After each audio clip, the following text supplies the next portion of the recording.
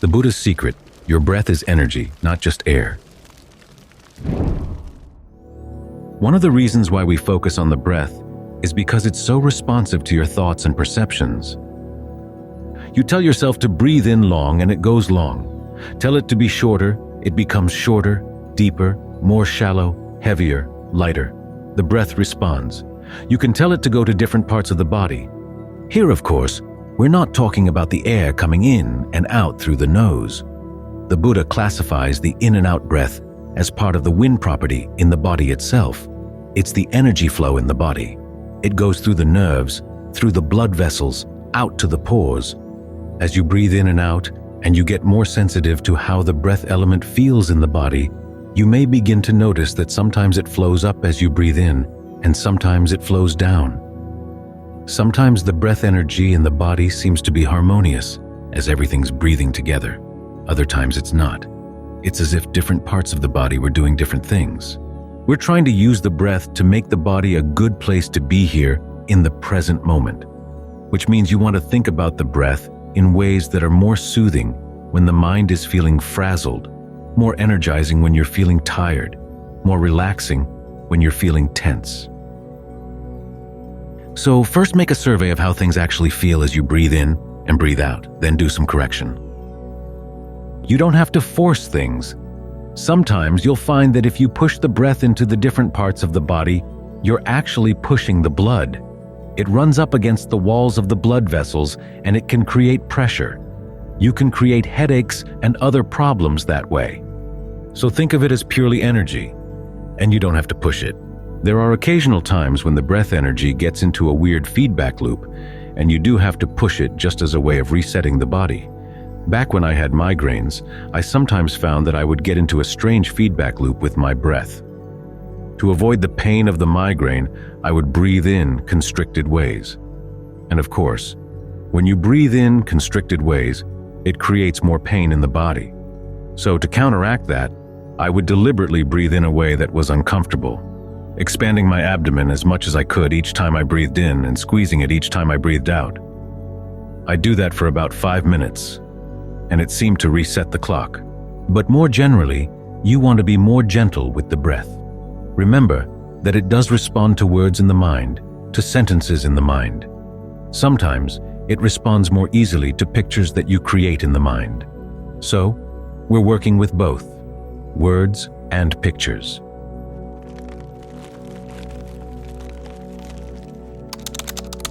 The Buddha calls this directed thought and evaluation.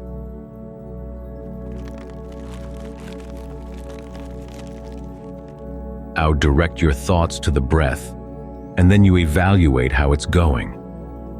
If it's not going well, then you tell yourself, how about this?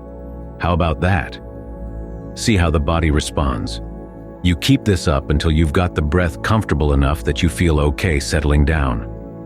Then you can switch to individual words like deep, soothing, calm, energizing, or just breath, breath, breath.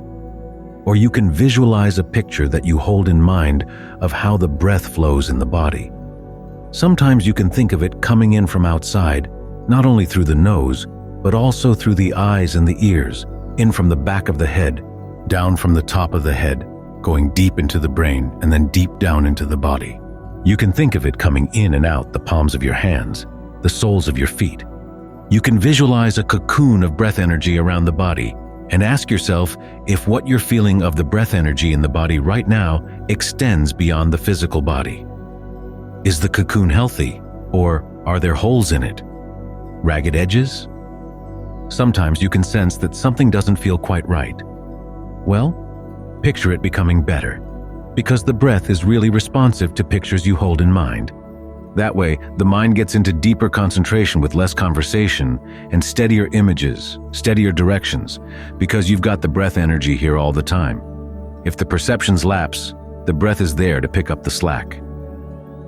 This is one of the reasons why you work with the body first, before you go to the more formless attainments.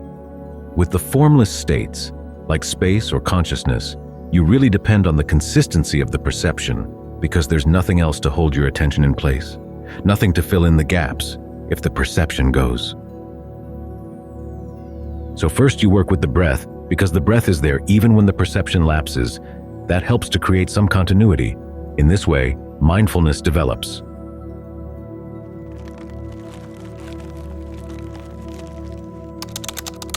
There's some confusion about what mindfulness means.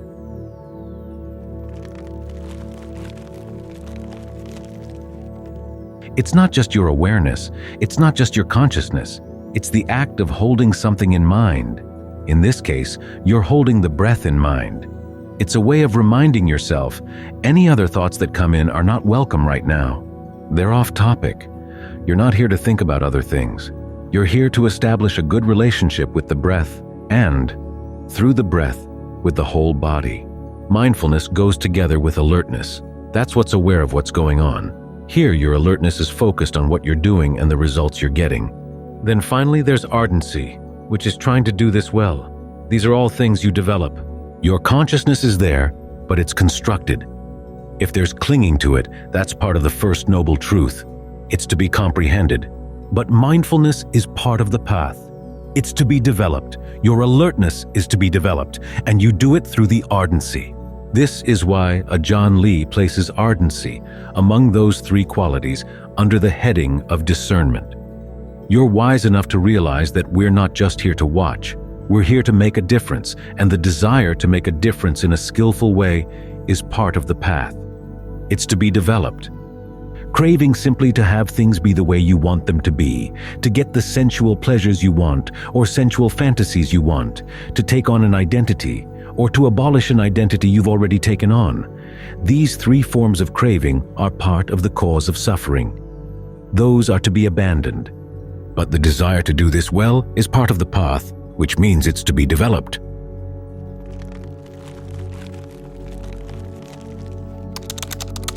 So we work on mindfulness.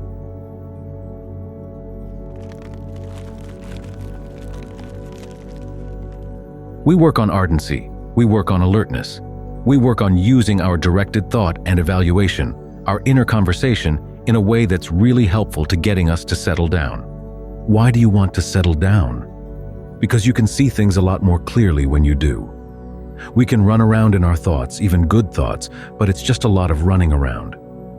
When we run off into a thought world, it's another state of becoming. It's another identity that we take on temporarily. When you're in the identity, it's hard to see it. It's hard to see how it's formed. Only when you're able to step back can you see what's going on. It's like the difference between watching a movie simply for the enjoyment or stepping back a bit to ask yourself, how did they create these effects? What is the purpose, the director's vision? How is the actor going about trying to create the character? In this case, you're analyzing things and you're stepping back from it. As a result, you're not sucked in.